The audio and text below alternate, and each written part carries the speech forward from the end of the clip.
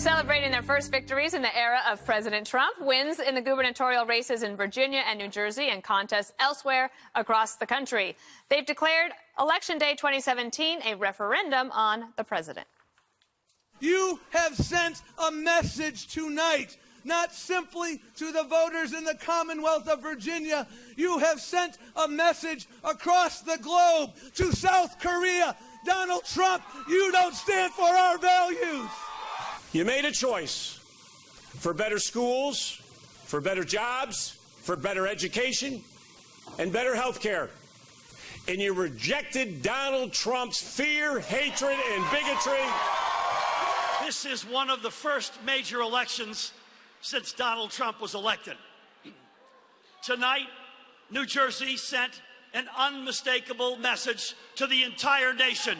We are better than this. This was a rejection not only of President Trump, but of the policies that he and the Republican Party seem to be adopting. President Trump sees it otherwise. Though he was unable to help draw more votes for Virginia Republican Ed Gillespie, he tweeted, "Gillespie worked hard but did not embrace me or what I stand for. Don't forget, Republicans won 4 out of 4 House seats. And with the economy doing record numbers, we will continue to win even bigger than before." So let me clarify. No, Greg, I didn't burp at the beginning. It's like sometimes you need to swallow before you talk, but then all of a sudden, like, we're on, and then, like, I was like, oh, my gosh. It was after you said my name. It was just like I was for Clem. It's just lack of professionalism that disgusts me. You know, there are people that tune in for real TV, and to hear you burp and then pretend that you didn't burp. Let's start with real analysis, and we'll go to Kimberly first. Thank you so much. Really, Greg, you should learn something from this experience. I'm done. So obviously this was a bit of an upset, right? Because there was, yes, he was down, I was saying 3%, but it was within the margin of error. So you thought, okay, maybe he can pull it out because he had the momentum. Okay, then he got the endorsement from President Trump. So anyway you slice it, you got to be honest, this was, disappointing because they really hoped to kind of turn this around.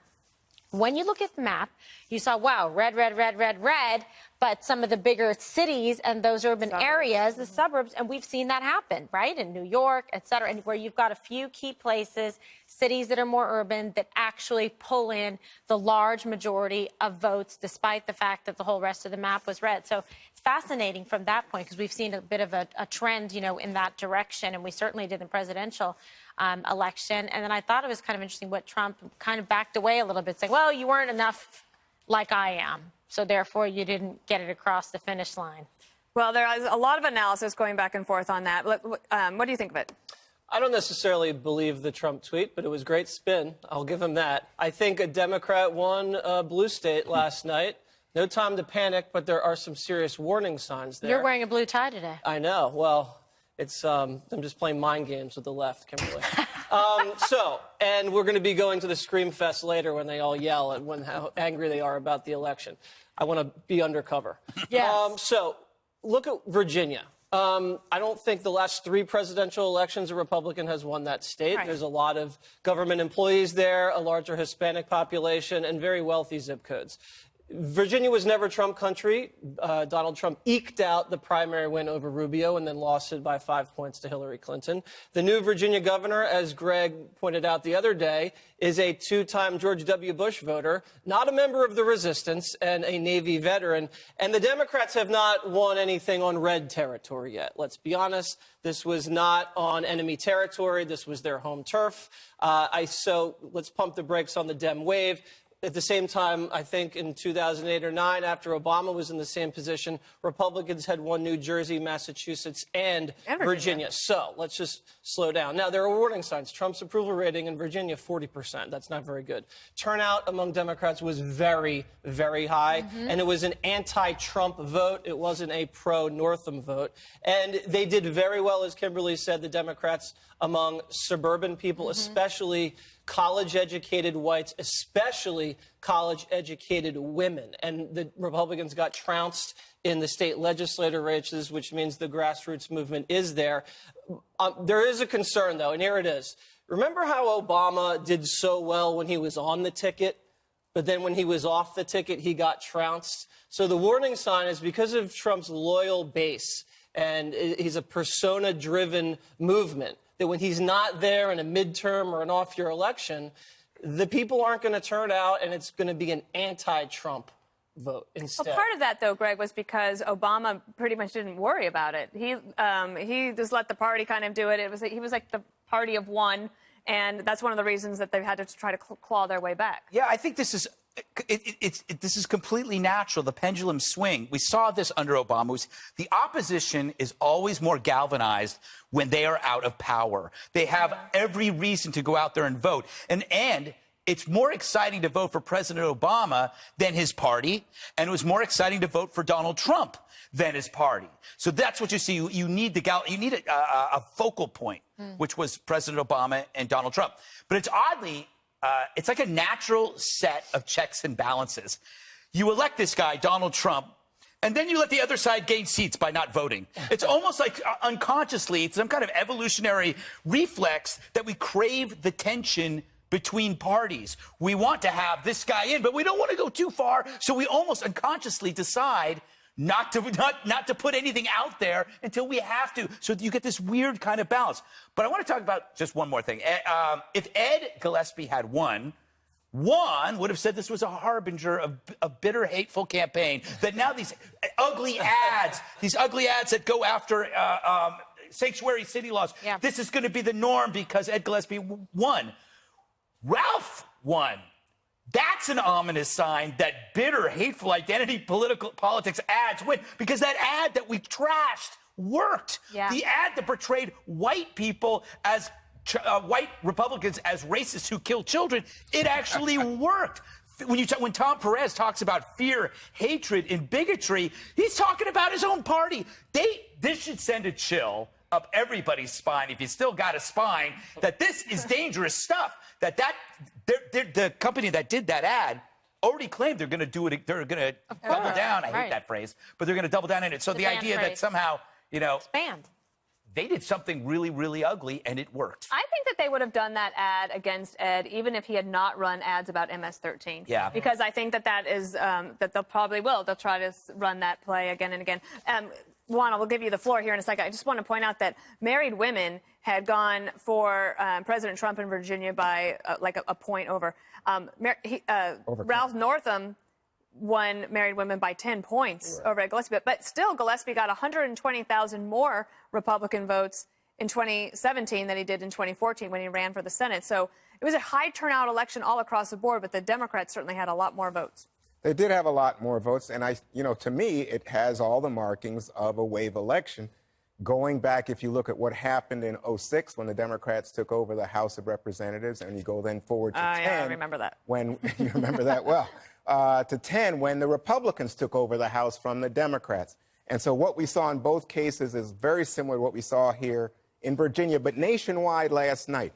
And so then you look at things like now the generic number in terms of preference, Republicans, Democrats for the House of Representatives, is double digits at the moment for the Democrats. And then factor in what Greg was talking about in terms of Trump's approval rating. At the moment, I think Gallup has him about 38%.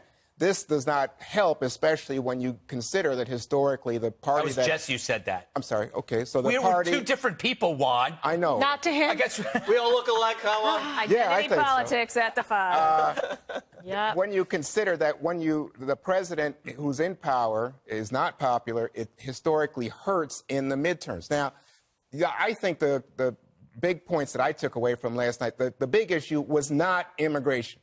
Not at all. The big issue, number one issue, health care. Not even close. 40% of voters said it was their number one issue. And they favored Northam, the Democrat, by 55%. Wow. Now, you factor in what happened in Maine, where you had Maine voters go against their governor and say, you know what, we want to expand Medicaid. Oh, my gosh.